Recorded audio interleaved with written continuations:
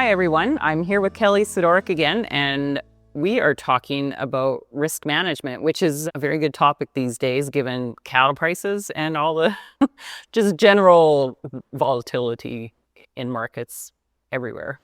So Kelly, tell us a little bit about kind of your thoughts on just managing that risk right now versus like in a totally different scenario, I guess. Well, it's over the years, and I'm not even sure how many years it's been an available tool to us. And again, with all the tools that producers have at their availability, pick what works for you. But I think in these times with high market prices, investment in the animals, and the volatility of the world and the markets, that having some kind of coverage is important.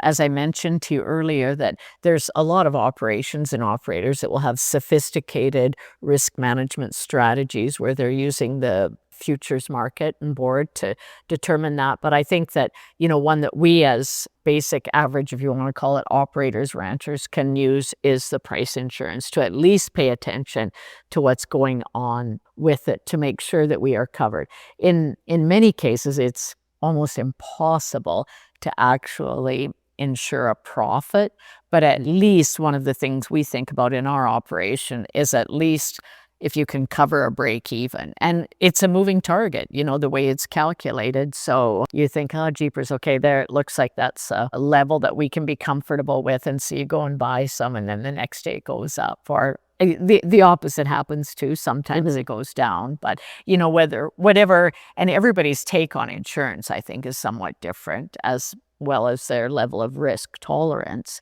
But having that strategy to be able to use to cover your bases in the event of an extreme situation, which we thought for a while was going to be coming at the beginning of April. Yeah.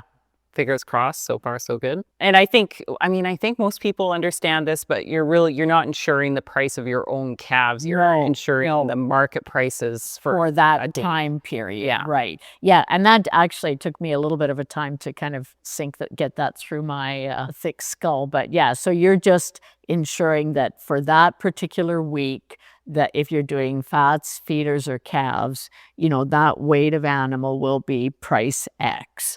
And then when they do the calculations, if it's below that, then you're going to get a top up to your level of coverage. If it's above, then it just expires worthless. And so what you actually sell for or when might not be the exact time, and it might not necessarily correlate, but it is a useful tool that we can be using in our operations. And one that I think people are maybe paying a little bit more attention to now is the calf insurance. Yesterday it was over $4.80 for a 550 weight in the fall end of the year, which is extremely, I don't have to tell anybody watching this that's pretty high. Oh yeah. A lot of money at stake, right? A lot of money at stake. Yeah. Calves, over 2,500, approaching 3,000. The bigger ones will be 3,000 probably. Mm-hmm. Yeah. Which we're seeing some of the forward sales too, that for fall delivery that they're doing online auctions. It's reflecting that strength as well. Yeah. So how does your market change, or how does your strategy change in a market like this versus, say, 4 years ago when prices were, nowhere near these levels? Yeah. When we talk about the cattle cycle and where are we at, and I've been thinking for a while that we're at the top, and then it still keeps going higher. But, some might disagree with me on this, but what goes up must come down. And I believe it's going to at some point in time. So just trying to be mindful of making sure that you're covered to what your input costs are. Mm-hmm. Yeah. Traditionally, it's just been a big hill, right? Yeah. It goes up and then it slowly goes down again. Yeah. Sometimes it goes down faster. Yes. But so just trying to be mindful of that, and I think there's opportunities wherever you are at in the cattle cycle. But again, as we said at the beginning, one of the big pieces is the investment in these animals is significant, and making sure you've got some baseline coverage. Maybe it's only half. Insure half your calves or none at all. But depending on what the situation is in your own particular operation. Yeah, I mean, you insure by weight, right? So Yes. yeah, you don't even have to insure a specific number of animals, I Yes, guess, right. So, No, you do it by 100 weight. So, Mhm. and then there's the certain days that it's available: Tuesday, Wednesday, and Thursday, and it's from 2 in the afternoon till 11 o'clock at night. yeah.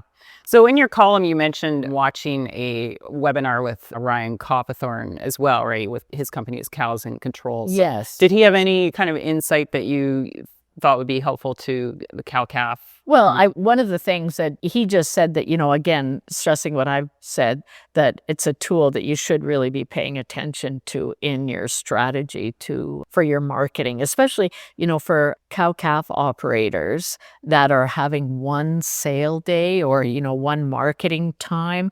Trying to make sure you've got some coverage on that is important, I think.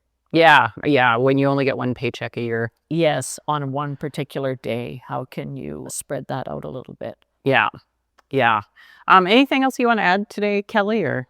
No, I mean, I guess there's all kinds of risk that we need to think about in our operations. I mean, moisture insurance is another one. One of the things that Ryan did mention is that in the grain commodities, they've had availability of all kinds of insurance for a long, long period of time, and it's just becoming more new for us in the livestock sector. So hopefully that is something that can continue to be a useful tool. Mm-hmm.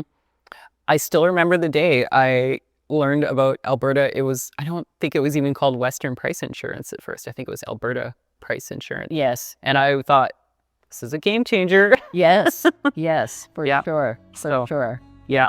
Great. Well, thank you very much, Kelly. Thanks, Lisa.